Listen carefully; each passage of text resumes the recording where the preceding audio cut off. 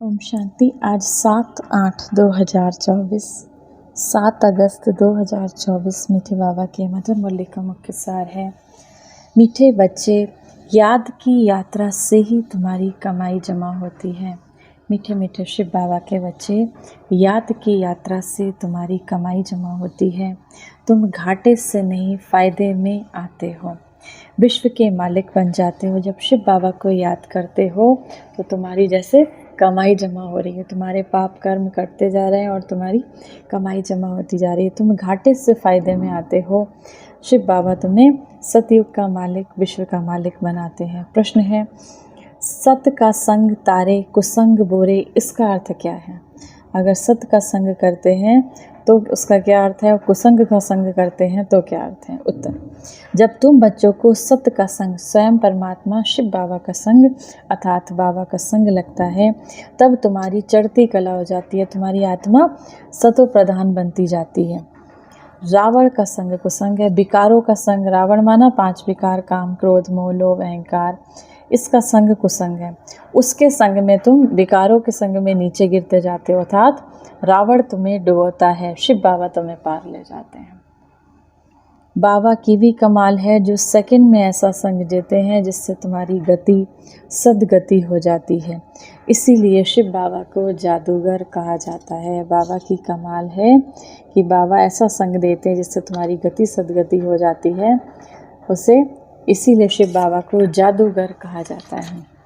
धारणा के लिए मुख्य सार है। पहला नंबर, सजाओं से मुक्त होने के लिए विजय माला का दाना बनने का पुरुषार्थ करना है। सजाओं से मुक्त होने के लिए, पाप के कर्मों से बचने के लिए विजय माला का दाना बनने का पुरुषार्थ करना है। शिव बाबा को याद करना है। रूहानी पंडावन सबको शांति धाम घर की यात्रा करानी है। रूहानी पंडावन, जैसे पंडित होते हैं ना, वो तीर्थ स्थलों पर ले जाते हैं।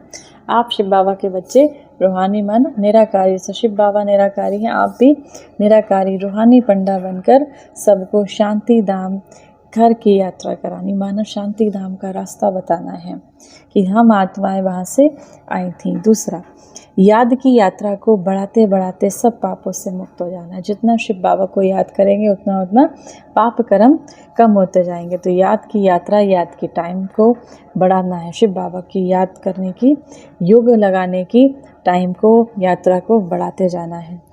योग अग्नि से आत्मा को सच्चा सोना बनाना है। सतो प्रधान बनना है।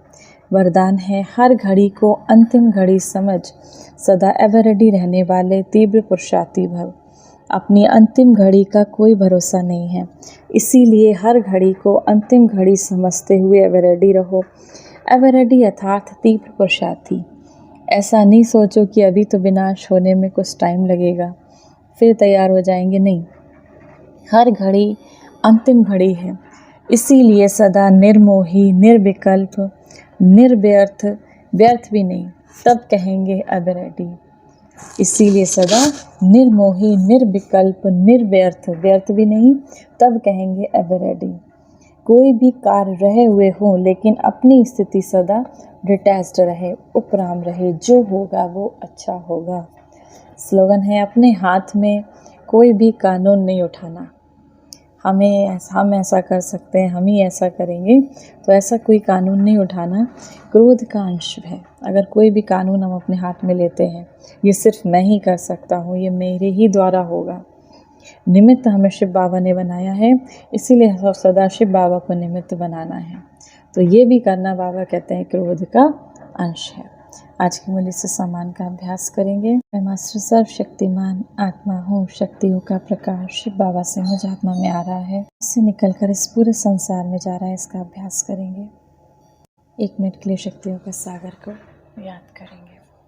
आइए, मास्टर प्रेम की सागर बन इस संसार को प्रेम का सकाश दें।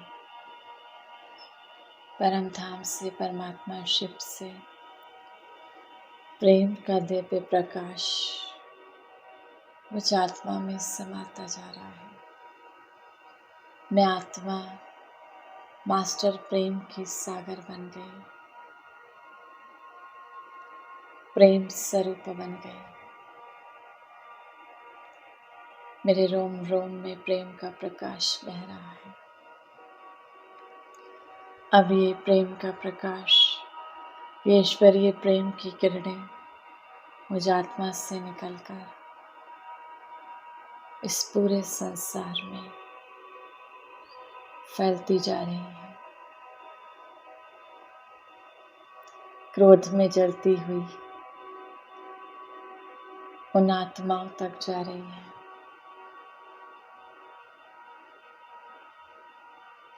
वो आत्माएं प्रेम से भरपूर हो गई।